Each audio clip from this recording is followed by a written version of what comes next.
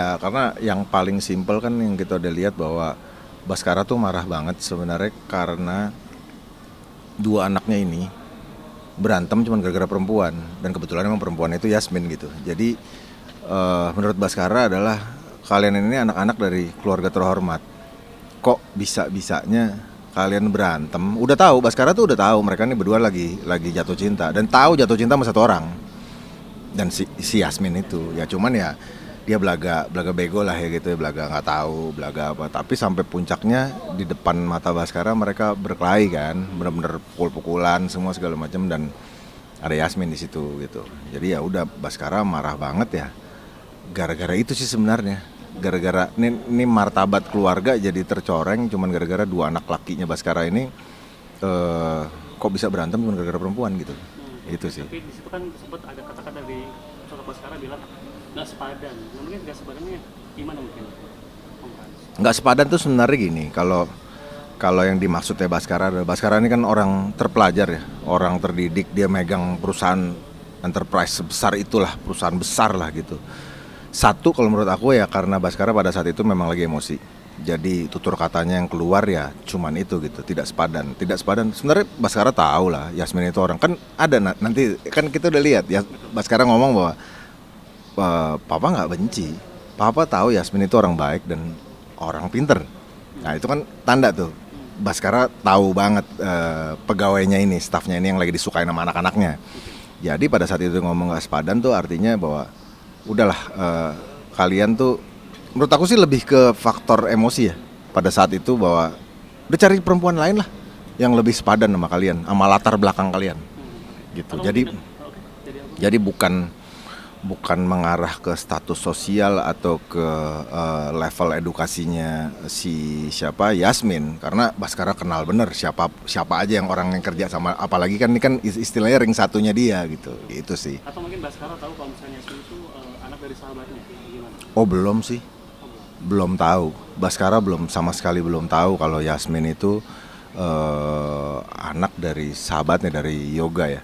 Karena Baskara kan so far baru, karena sempat dikasih ada apa WhatsApp gelap, apa message gelap lah gitu, bahwa dikasih tahu sempat tidak suruh datang ke gudang, tapi ternyata nothing gitu, nggak ada apa-apa. Tapi dia kan tetap kepikiran, kok segitu lama 25 tahun lebih, kok tiba-tiba ada pesan orang bilang, lu mau tahu nggak kalau Ratih sama anak itu masih hidup.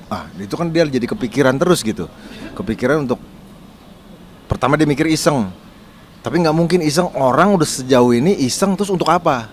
Baskara mikir gitu, mau minta ada tanda-tanda, mau minta tebusan uang juga, mau ngerjain dia uang juga enggak gitu. Jadi 50-50, Baskara mulai berpikir, apa iya ya bener ya, tapi kalau bener, kalau mereka masih hidup kok mereka nggak nyariin gue ya gitu sih, masih gitu. Tapi belum tahu kalau Yasmin tuh anaknya Yoga. Atau mungkin apa namanya? Baskara tahu mungkin yang membunuh ya, apa orang tuanya Yasmin itu adalah ayahnya Romeo atau gimana?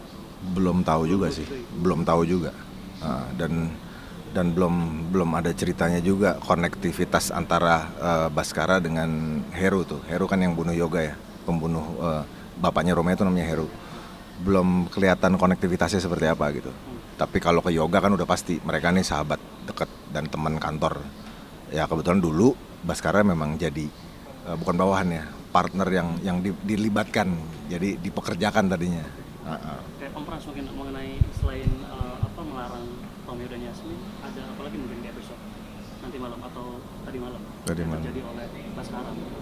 Ya itu kan ada kejadian Rangga itu tadi malam yang dia mencoba mencelakakan ya, dalam tanda kutip mencelakakan Romeo dengan menaruh bubuk apa itu nggak tahu lah, pokoknya gitu, pokoknya racun lah. Akhirnya efeknya itu buat Romeo jadi nggak bagus, dan akhirnya dia pusing, hilang keseimbangan, pas kebetulan dia lagi bawa mobil, akhirnya jadi nabrak, jadi kecelakaan. Jadi ya nggak tahu niatnya Rangga sampai ngebunuh sih kayaknya nggak, cuman ya memang mau mencelakakan aja sih kayaknya, gara-gara dia ya cemburu Oke. gitu. Om Frans mungkin kita udah membaca beberapa komentar di akun sosmednya MNC Pictures yang tentang trailer kemarin, pada komentar gitu. Ini kenapa Baskara awalnya mendukung kok malah jadi berubah haluan. Nah, mereka sempat kayak jangan sampai Romeo gagal sama Yasmin, kita bakalan mogok nonton tanggapan dari Om Frans gimana gitu kalau ada komentar kayak gitu di Ya kalau diceritain semuanya, di spill semuanya ntar kan malah jadi kebaca.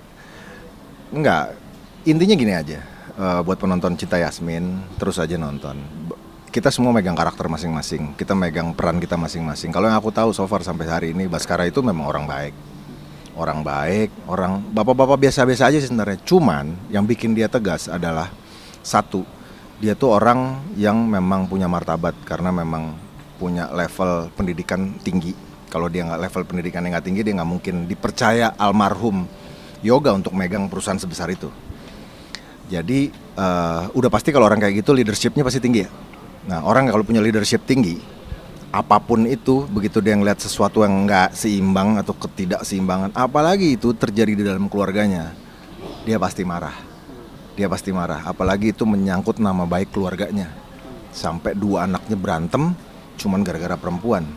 Kan menurut aku Baskara nggak mau tahu gitu istilahnya, mau dibilang dia jahat sama Yasmin kayak, tapi buktinya kan dia declare bahwa Papa nggak pernah benci sama Yasmin.